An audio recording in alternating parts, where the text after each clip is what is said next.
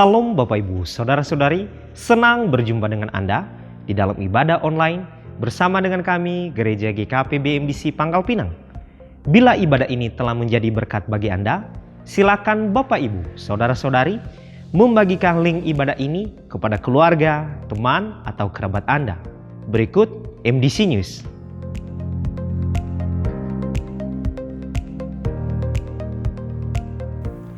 Mari kita membangun keintiman dengan Tuhan melalui doa puasa berantai yang diadakan selama 40 hari sampai pada tanggal 18 April 2025 yang diadakan setiap hari Senin, Selasa, Rabu, Kamis, dan hari Sabtu dimulai pada pukul 5 sampai pukul 6 waktu Indonesia Barat yang dilaksanakan secara online melalui Zoom Meeting. Kelas Pemuridan Hidup dalam Kerajaan Allah atau Dasar Kekristenan DK Angkatan ke-47 diadakan setiap hari Minggu dimulai pada pukul 11 waktu Indonesia Barat setelah ibadah kedua selesai. Dan kelas Pola Hidup Berjemaat atau HB Angkatan ke-46 diadakan setiap hari Minggu dimulai pada pukul 11 waktu Indonesia Barat setelah ibadah kedua selesai. Bermalam di hadiratnya diadakan setiap hari Jumat dimulai pada pukul 19 sampai 20.30 waktu Indonesia Barat yang dilaksanakan secara onsite di gereja. Kegiatan kesan diadakan setiap hari Selasa, Rabu, Kamis, dan hari Minggu dimulai pada pukul 19 waktu Indonesia Barat. Untuk info lebih lanjut, silakan menghubungi ketua kesan masing-masing. Bagi Bapak Ibu, Saudara-saudari yang akan memberikan persembahan umum, persembahan persepuluhan dan persembahan misi, serta persembahan untuk pembangunan, dapat mentransfer ke rekening yang tertera di layar.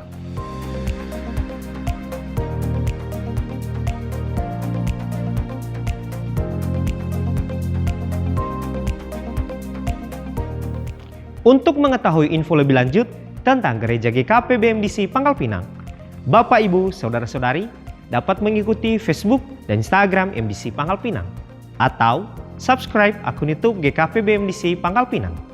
Demikian info tentang Gereja GKP BMDC Pangkal Pinang dan selamat beribadah. Tuhan Yesus memberkati. Sebab Tuhan yang memberikan kekuatan bagi kita. Kita memuji Dia, kita bersorak bagi Dia. Haleluya.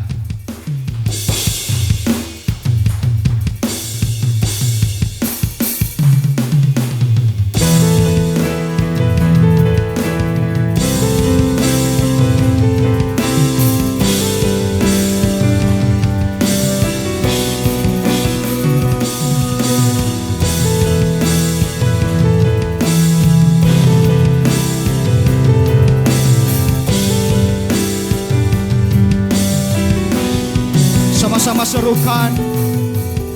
Sekalipun ku berjalan dalam lembah kekelaman, ku tak takut, sebab Kau besertaku.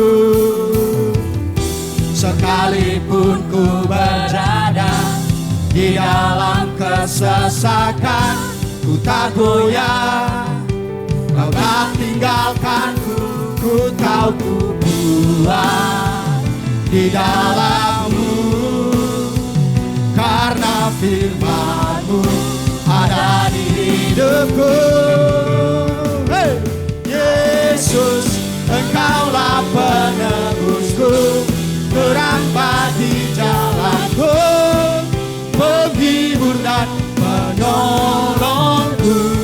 Yesus, Engkaulah harapanku, kota perlindunganku, kasih-Mu nyata di dalam hidup. Sungguh besar kasih-Mu Tuhan dalam hidup kami.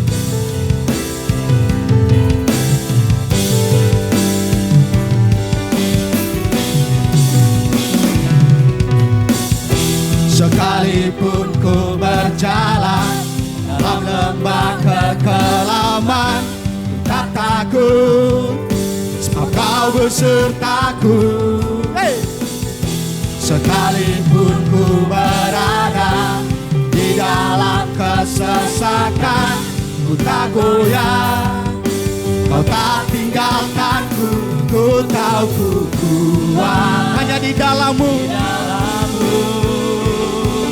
karena firman-Mu ada di hidupku. Hey! Yesus, Engkaulah penebusku, terang bagi jalanku, penghibur dan penolongku. Yesus, Engkaulah harapanku, kota perlindunganku, kasih-Mu nyata di dalam. Yesus, Engkaulah penebusku, terang bagi jalanku, penghibur dan penolongku. Yesus, Engkaulah harapanku, kota perlindunganku, kasih-Mu nyata di dalam hidupku. Terima kasih Tuhan, kasih-Mu besar dalam hidup kami.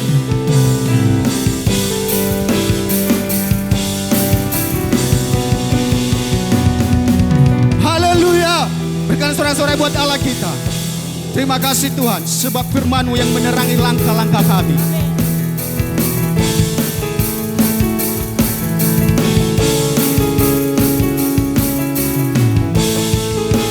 Sama-sama serukan. Tak pernah ku ragu akan kesetiaan-Mu, Kau pegang hidupku sepenuh jiwaku. Sepenuh jiwaku Ku yakin dan percaya Kau tuntun langkahku. Yesus, Kaulah Raja dalam hidupku, berkuasa berjaya untuk selamanya. Hanya Kau Tuhan, sumber kekuatan, kuasa-Mu tercurah bagiku senantiasa.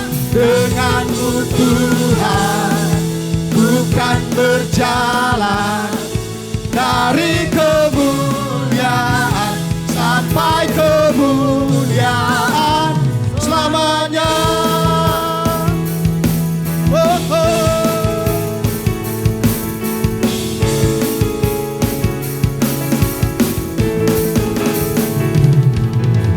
Tak pernah ku ragu akan kesetiaan-Mu, Kau pegang hidupku. Oh, oh. Sepenuh jiwaku ku yakin dan percaya Kau tuntun langkahku.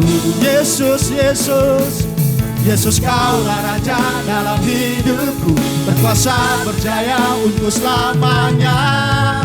Hanya Kau Tuhan, sumber kekuatan, kuasa-Mu tercurah bagiku senantiasa. Dengan-Mu Tuhan, bukan berjalan dari kemuliaan sampai kemuliaan selamanya. Oh, oh.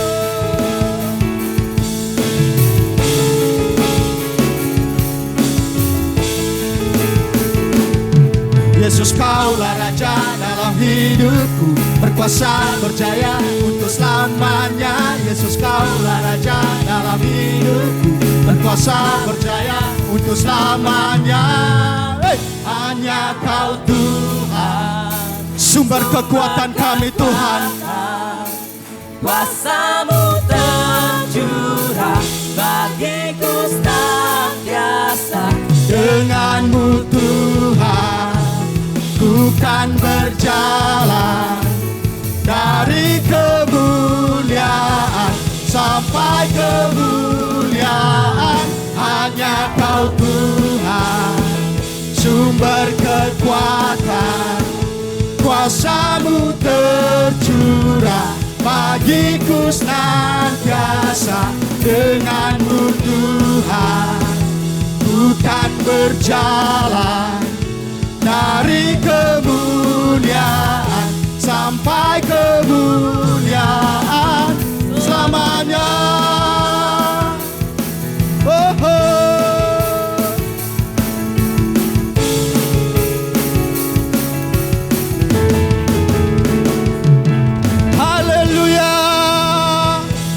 Sebab kita percaya hanya Tuhan yang dahsyat dalam hidup kita. Amin.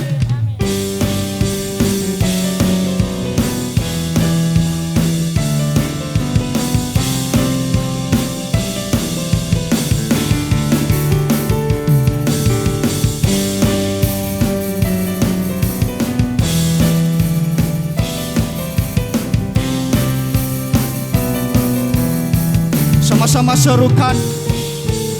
Yang terbaik dalamku tinggal di dalam-Mu, oh Yesus Tuhanku. Hey! Kau berkuasa atasku, melindungi hidupku dan keselamatanku. Firman-Mu pelita bagi kakiku dan terang bagi jalanku. Yesus kekuatanku.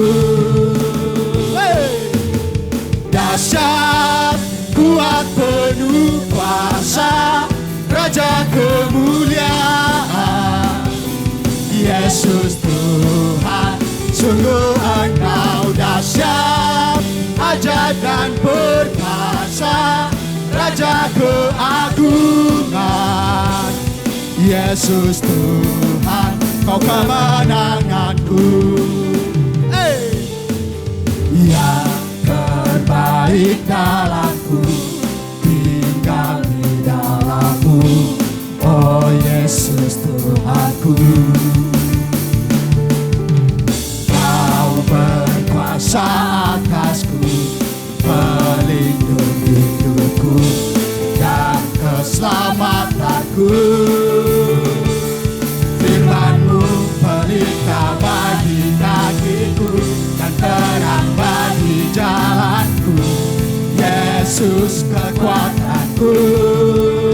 Hey! Dahsyat, kuat, penuh kuasa, Raja kemuliaan.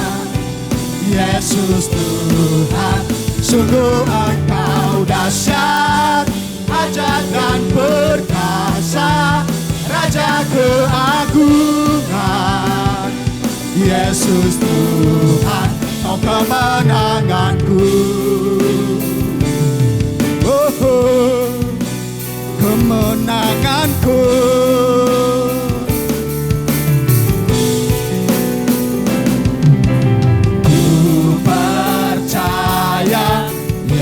Yesus hebat, sumber kemenanganku.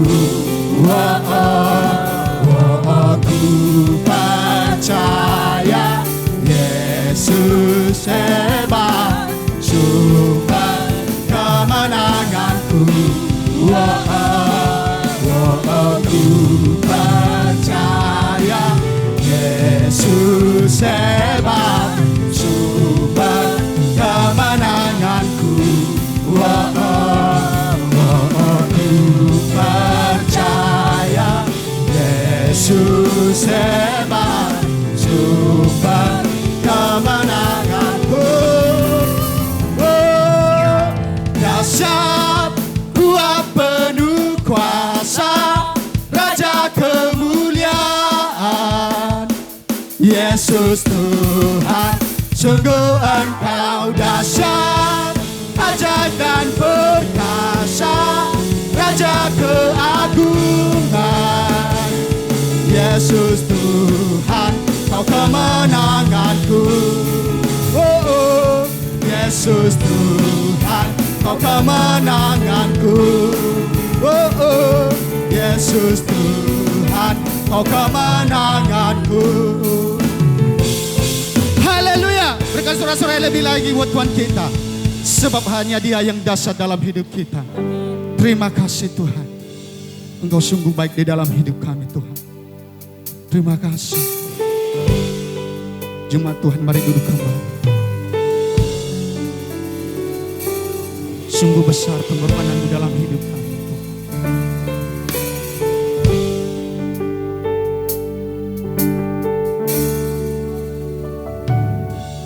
Tak sekalipun melupakanku.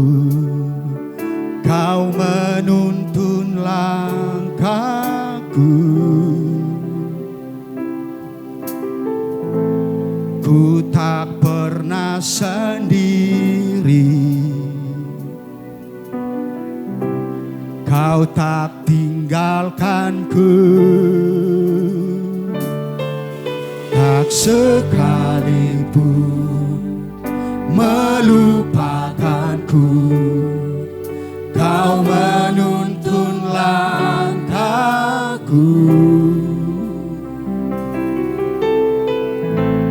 Ku tak pernah sendiri.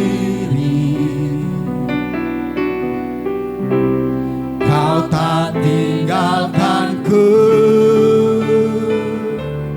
Ku tak akan pernah menyerah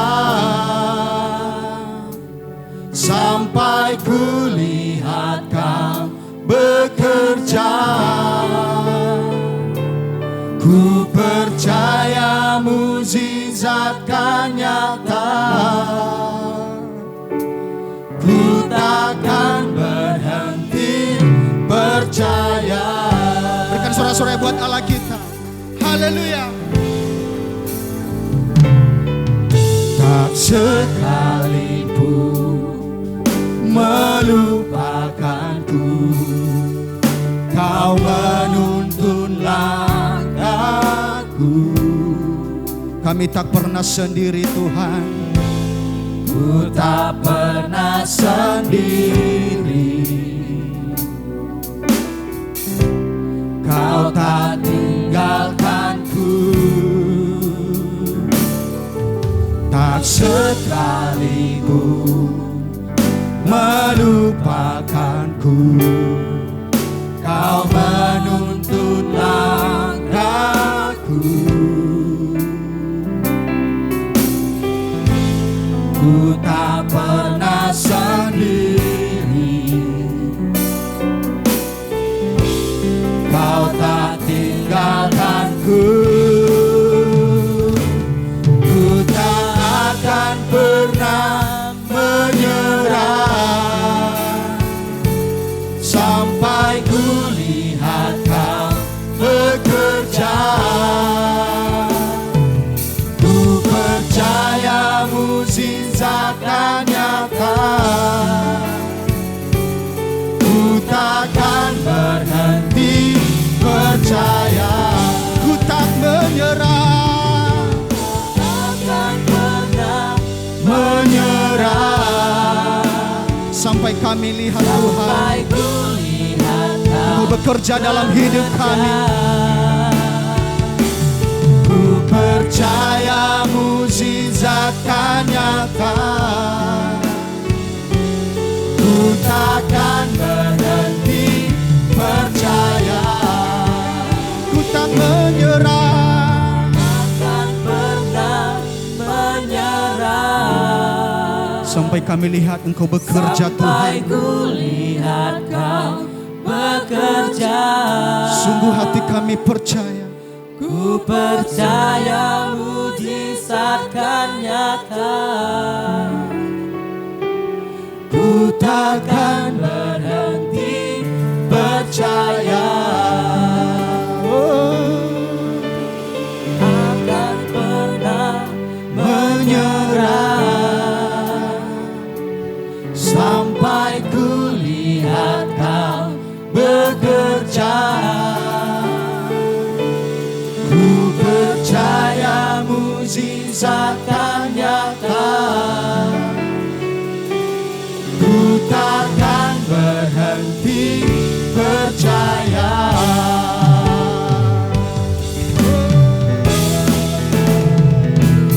Tak akan pernah menyerah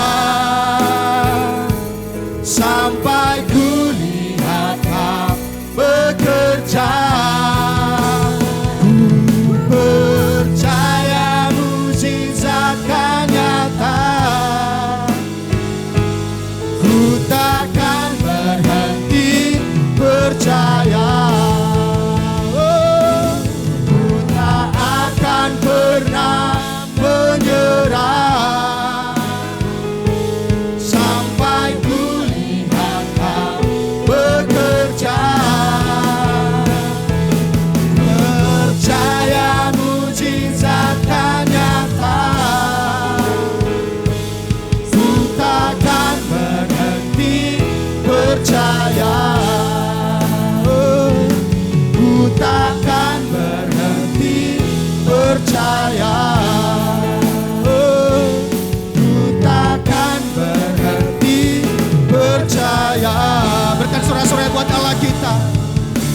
Haleluya.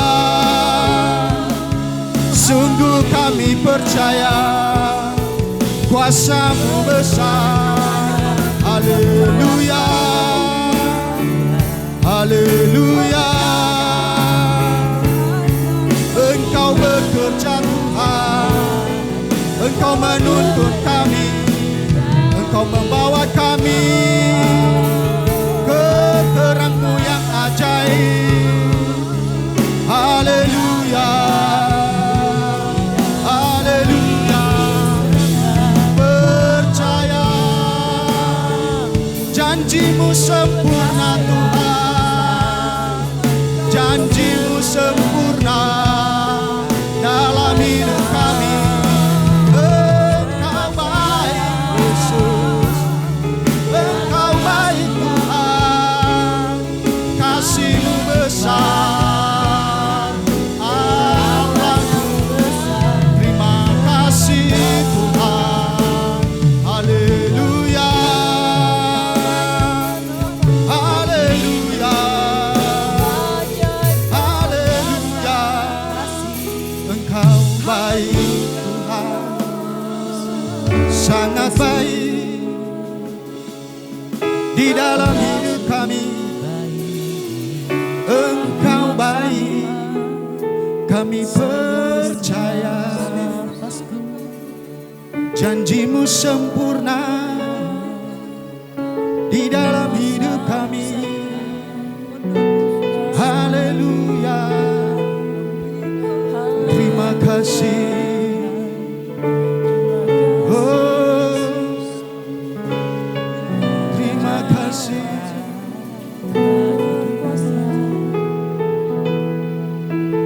Firman-Mu pelita bagi kakiku, terang bagi jalanku. Firman-Mu pelita bagi kakiku, terang bagi jalanku.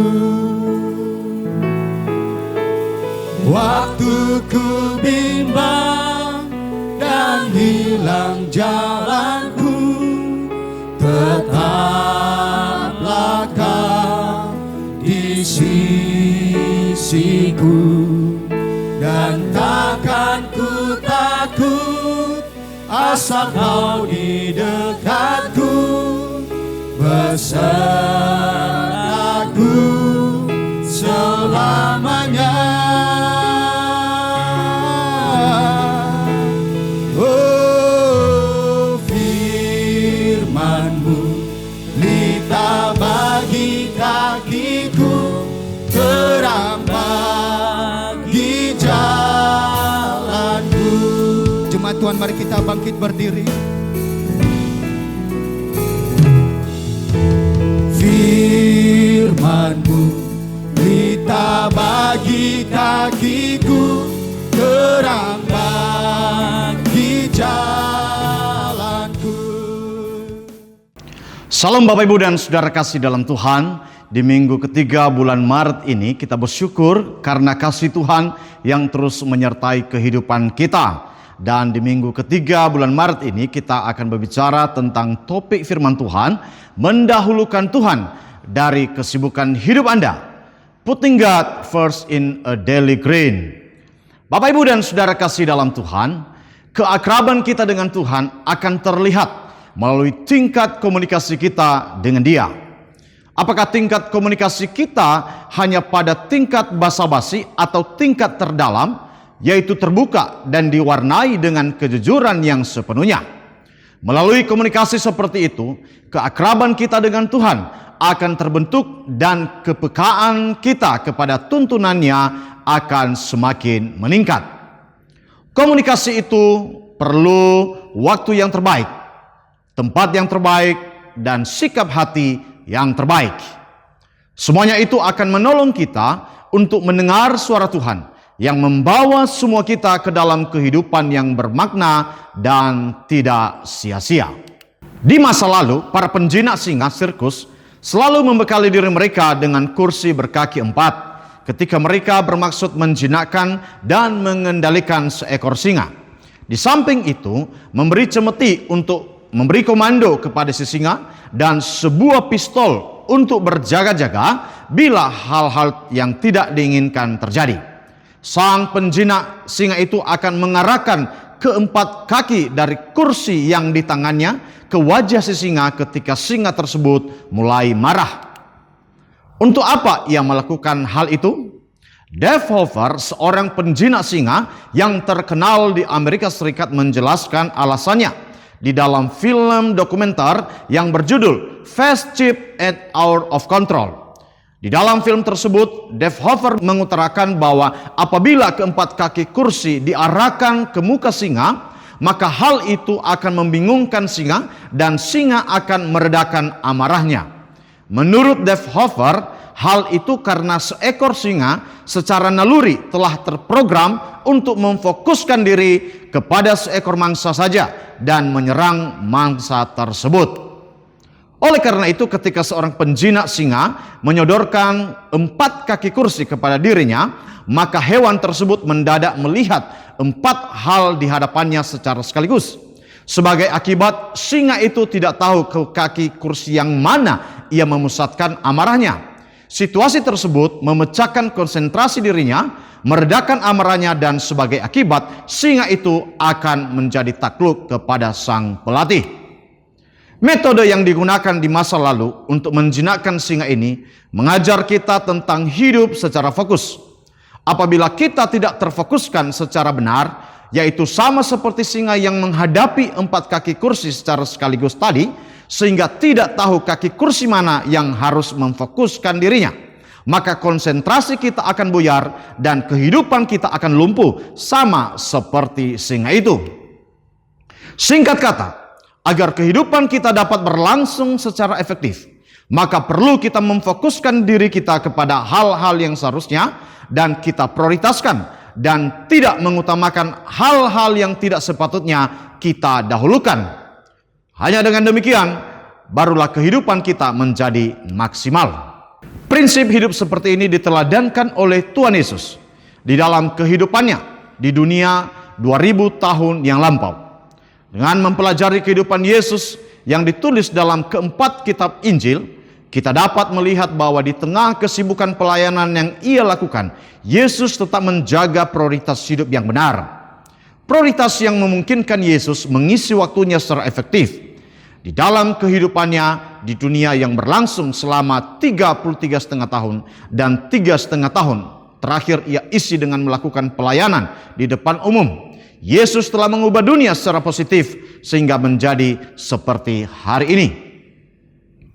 Prioritas hidup yang Yesus contohkan tersebut harus diteladani agar kita juga dapat menjalani kehidupan yang bermakna dan tidak sia-sia. Itulah kehidupan yang level up dan bukan level down. Hidup yang berlangsung dengan sukacita, bahagia, dan dengan kualitas yang semakin meningkat dan bukan dalam kemerosotan. Prioritas kehidupan yang Yesus jalani tersebut antara lain dapat kita lihat di dalam catatan Markus pasal 1 ayat 35 sampai 39. Saya akan bacakan kepada kita. Pagi-pagi benar waktu hari masih gelap, ia bangun dan pergi keluar. Ia pergi ke tempat yang terpencil dan berdoa di sana. Simon dan kawan-kawannya pun mencari dia. Ketika mereka menemukannya, mereka berkata kepadanya, "Semua orang mencari engkau." Jawabnya, "Marilah kita pergi ke tempat lain, ke kota-kota sekitar ini, supaya di sana juga aku memberitakan Injil, karena untuk itu aku telah datang." Lalu pergilah ia ke seluruh Galilea, memberitakan Injil dalam rumah-rumah ibadat mereka, dan mengusir setan-setan. Apabila kita membaca ayat 21 sampai 34 yang mendahului ayat-ayat yang baru saja kita baca tadi, kita dapat melihat bahwa sehari sebelumnya kegiatan Yesus sangatlah padat. Ia mengajar di rumah ibadat di Kapernaum, menolong orang yang kerasukan roh jahat di dalam rumah ibadat itu, menyembuhkan ibu mertua Petrus, yaitu salah seorang muridnya, dan menjelang malam sesudah matahari terbenam, yang menyembuhkan banyak orang yang menderita bermacam-macam penyakit yang dibawa orang kepadanya. Selanjutnya di dalam Markus pasal 1 ayat 35 tadi, kita membaca, pagi-pagi benar waktu hari masih gelap, ia bangun dan pergi keluar dari tempat ia menginap guna berkomunikasi dengan Allah Bapa melalui doa. Ia tidak membiarkan hal-hal yang lain mengambil prioritas dirinya dan mengalihkan perhatiannya dari hal yang seharusnya menjadi fokus kehidupannya, yaitu mendahulukan relasinya dengan Allah Bapa. Walaupun orang banyak mencari dirinya, yaitu seperti yang disampaikan para muridnya di ayat 37, Yesus lebih mengutamakan relasinya dengan Allah sebelum ia melanjutkan perjalanannya ke kota-kota lain guna memberitakan Injil, yaitu sesuai dengan maksud kedatangannya di dunia, seperti yang dikatakan di ayat 38. Yesus terlebih dahulu untuk berkomunikasi dengan Allah Bapa melalui doa seorang diri. Dari situ kita dapat melihat bahwa Yesus memprioritaskan relasinya dengan Allah Bapa lebih daripada semua kegiatan yang lain. Apa yang Yesus lakukan perlu kita teladani. Sebab sebagaimana yang telah kita pelajari di dalam uraian pada minggu yang lalu, bagaikan domba yang memerlukan tuntunan gembalanya, demikian kita sangat memerlukan tuntunan Tuhan di dalam kehidupan kita. Untuk kita perlu mengasah kepekaan kita terhadap suaranya yang menuntun kita. Kepekaan yang tidak terlepas dari keakraban kita dengan Tuhan. Semakin kita akrab dengan Tuhan, maka kita akan semakin peka terhadap suaranya yang berbicara dengan lembut di hati kita dan yang menuntun kita. Dari teladan yang Yesus berikan dan yang dicatat di dalam Markus 1 ayat 35 sampai 39 tersebut, kita dapat mengambil kesimpulan bahwa untuk meningkatkan relasi kita dengan Tuhan melalui membangun komunikasi dengan Dia, kita memerlukan yang pertama, waktu yang terbaik. Sekali lagi, untuk meningkatkan relasi kita dengan Tuhan melalui membangun komunikasi dengan Dia, kita memerlukan yang pertama, waktu yang terbaik. Waktu yang terbaik yang dimaksudkan di sini adalah waktu yang sesuai untuk berkomunikasi dengan Tuhan secara mendalam. Tentu kita dapat berkomunikasi dengan Tuhan di setiap waktu. Namun untuk membangun keakraban dengan Tuhan diperlukan waktu yang terbaik supaya kita dapat berkomunikasi dengan Tuhan secara intens. Itulah komunikasi dalam rentang waktu yang cukup, bukan sekedar 1 atau 2 menit, sama seperti ketika orang berdoa sebelum makan. Di dalam hal ini perlu diingat bahwa keeratan suatu relasi terlihat melalui kedalaman komunikasi di antara dua pihak yang menjalin relasi tersebut. Semakin mendalam komunikasi yang terbentuk, maka semakin eratlah relasi terjalin di antara mereka. Hal tersebut dikemukakan oleh Charles Swindoll, seorang gembala jemaat, pengkhotbah radio yang sangat terkenal, serta seorang konselor dari Dallas Theological Seminary dalam bukunya yang berjudul Love Again Experience Outrageous Joy. Dalam bukunya tersebut, ia mengemukakan 5 tingkatan komunikasi yang menggambarkan tingkat keakraban dalam suatu relasi. Komunikasi tingkat pertama yaitu basa-basi. Ini adalah komunikasi yang paling dangkal. Komunikasi seperti ini biasa digunakan oleh orang yang baru saling mengenal dan belum akrab satu sama lain. Komunikasi tingkat kedua adalah mengemukakan fakta. Komunikasi tingkat kedua ini walaupun orang tidak sekedar berbasa-basi, namun masih cukup dangkal karena mereka hanya mengemukakan fakta dan tanpa mengemukakan pendapat pribadi. Komunikasi tingkat ketiga adalah mengemukakan pandangan atau pendapat. Komunikasi tingkat ketiga ini bersifat lebih mendalam daripada kedua tingkat komunikasi sebelumnya. Karena di sini orang berani mengambil risiko untuk dapat berbeda pendapat dengan pihak yang dia ajak untuk berbicara. Hanya orang yang memiliki relasi yang cukup erat yang bersedia mengambil risiko seperti itu. Tingkat komunikasi keempat adalah mengemukakan perasaan.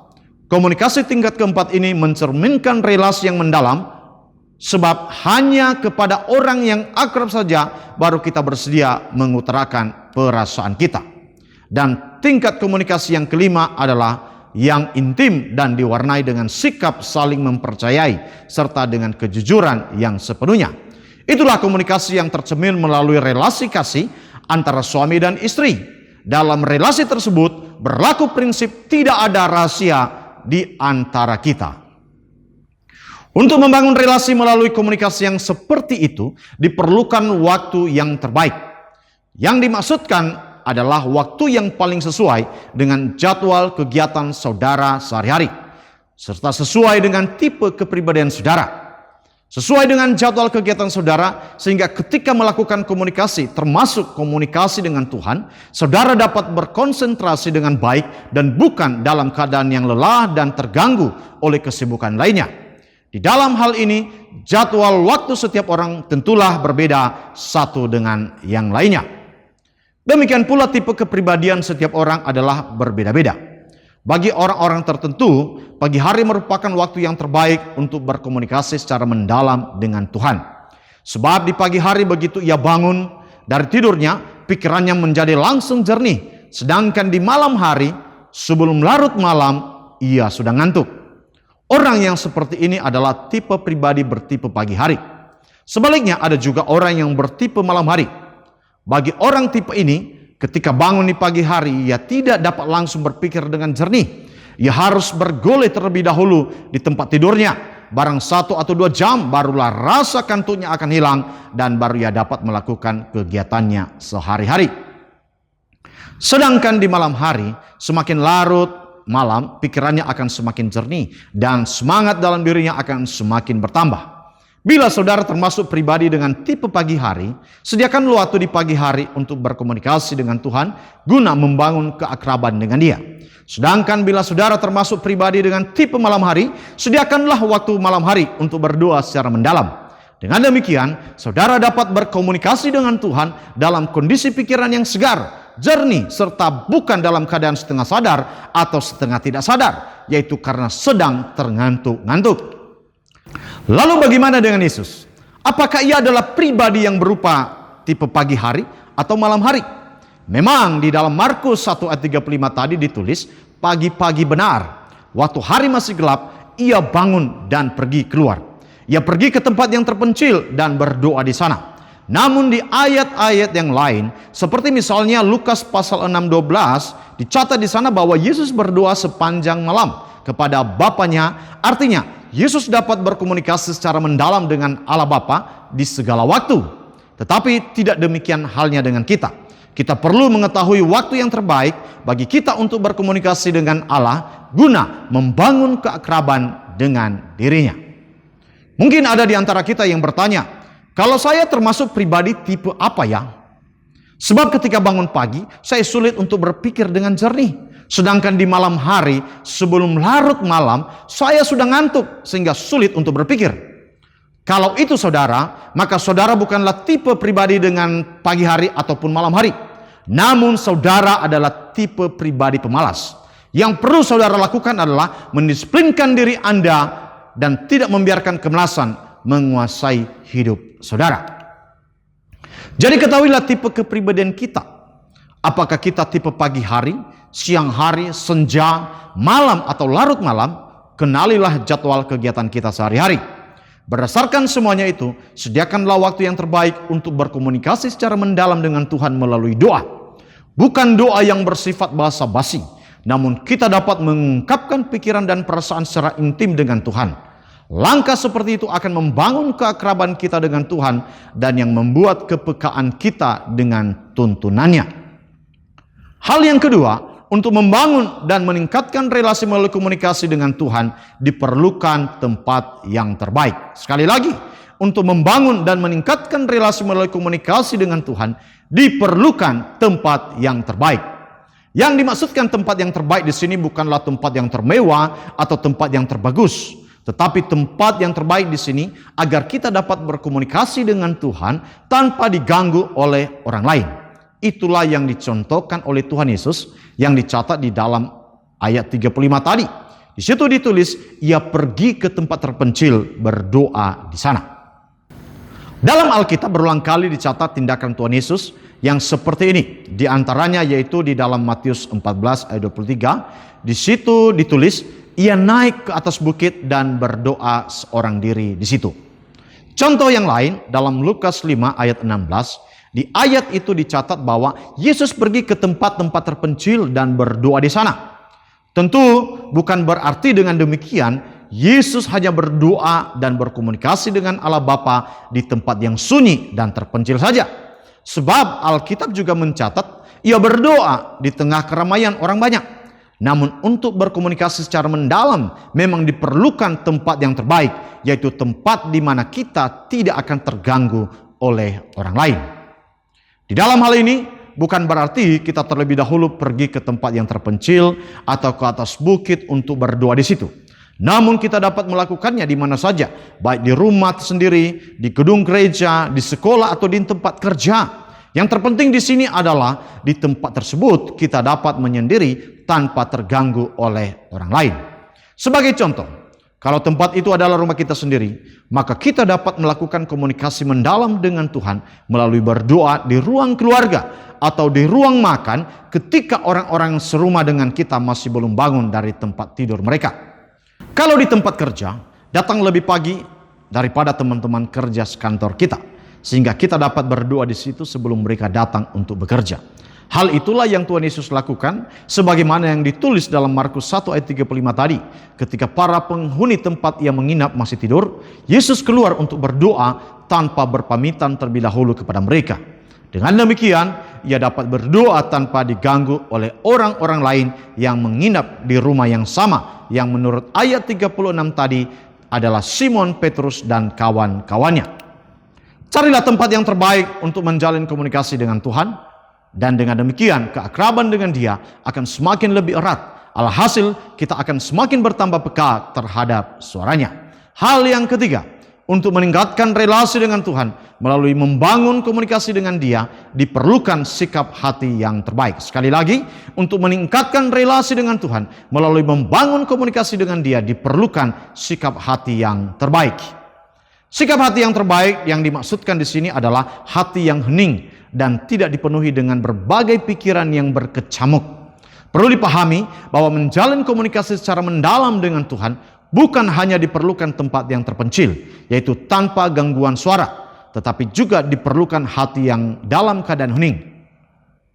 Oleh karena itu, kata terpencil di ayat 35 tadi yaitu ia pergi ke tempat yang terpencil dan berdoa di sana.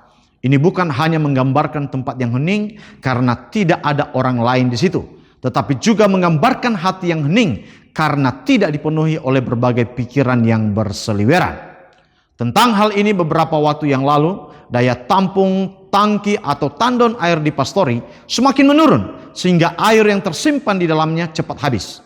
Sesudah diperiksa, didapati ternyata separuh dari tangki itu berisi endapan lumpur. Memang selama setahun lebih tidak pernah dikuras. Hanya sesudah tandon itu dikuras, maka endapan lumpur di dalamnya dikeluarkan, barulah kapasitas daya tampungnya seperti semula. Demikian pula sementara berdoa, hati kita dipenuhi dengan berbagai macam pikiran, maka hati kita akan bagaikan tangki yang berisi dengan endapan lumpur tadi, sebagai akibat kapasitas hati kita untuk mendengar tuntunan Tuhan akan menurun dan kepekaan kita terhadap suaranya yang menuntun kita akan merosot.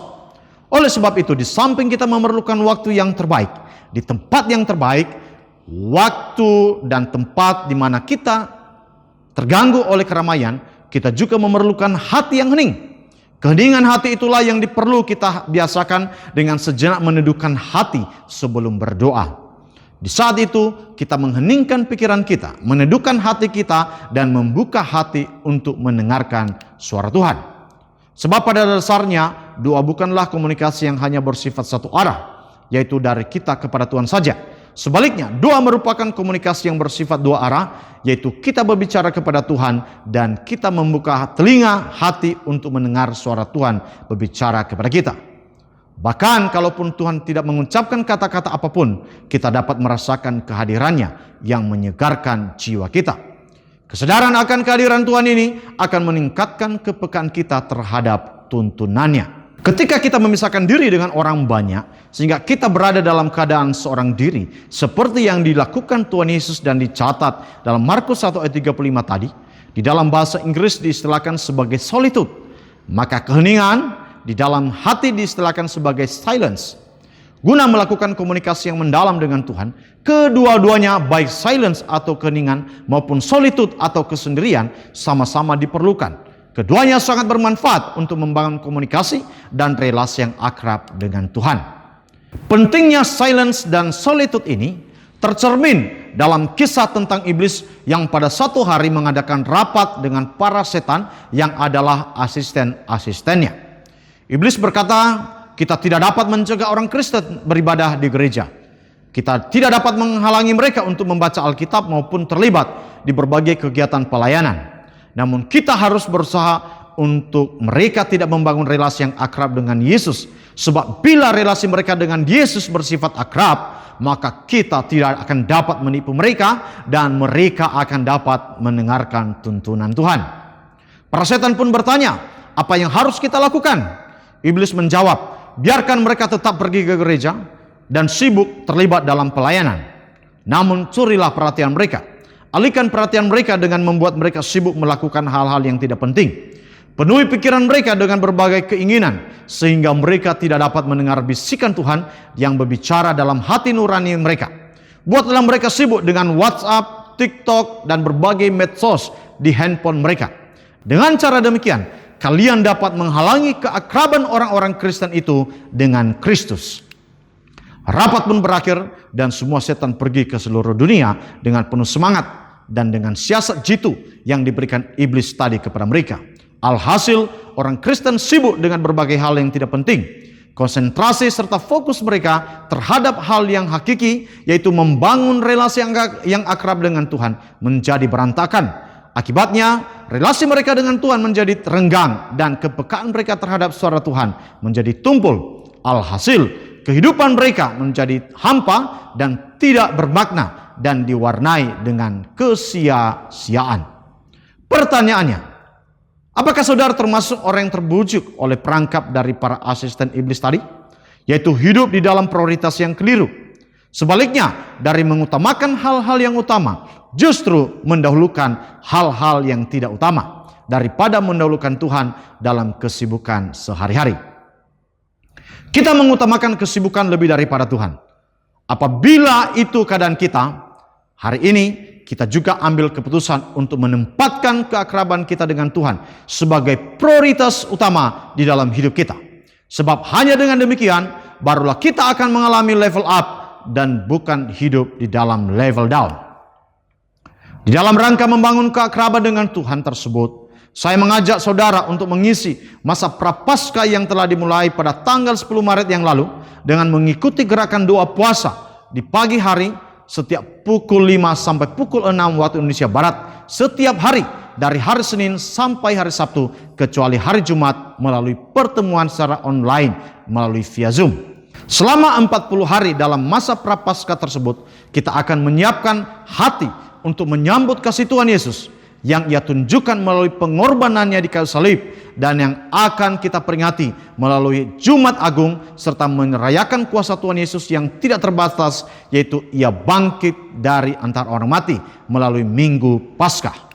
Persiapkan hati dengan mengikuti doa puasa masa Prapaskah tersebut yang akan mengakibatkan perayaan Jumat Agung dan Minggu Paskah bukan sekedar perayaan biasa, namun akan membuka pintu berkat Tuhan di dalam kehidupan kita. Karena itu, jangan lewatkan doa puasa setiap hari, pukul 5 sampai pukul 6 waktu Indonesia Barat setiap hari kecuali hari Jumat pagi. 3 hal yang meningkatkan kualitas komunikasi kita dengan Tuhan, yaitu kita memerlukan waktu yang terbaik, tempat yang terbaik, sikap hati yang terbaik.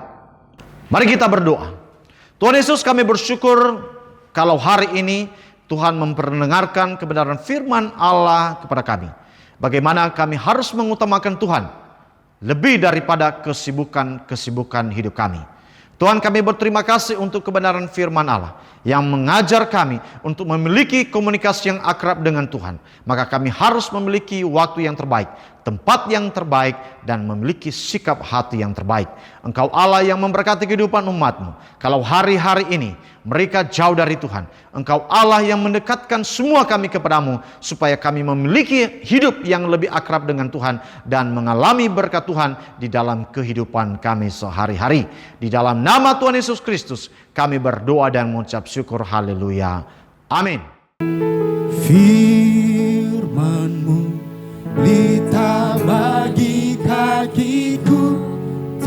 terang bagi jalanku. Firman-Mu pelita bagi kakiku, terang bagi jalanku. Waktu ku bimbang dan hilang jalanku, tetaplah Kau di sisiku. Dan takkan ku takut, asal Kau di dekatku, besertaku selamanya. Oh, firman-Mu pelita bagi kakiku, terang bagi jalanku. Jemaat Tuhan, mari kita bangkit berdiri. Firman-Mu pelita bagi kakiku, terang bagi jalanku. Bapak, Ibu, dan Saudara kasih dalam Tuhan, mari kita mengangkat tangan kita dan kita menerima berkat Tuhan. Biarlah berkat di dalam Allah Bapa, kasih karunia di dalam Tuhan Yesus Kristus, dan persekutuan di dalam Roh Kudus yang menuntun memimpin setiap langkah demi langkahmu di dalam segala apapun yang engkau perbuat, dibuatnya engkau berhasil dan beruntung. Tuhan memberkati engkau dan melindungi engkau. Tuhan menyinari engkau dengan wajah-Nya dan memberikan engkau kasih karunia-Nya.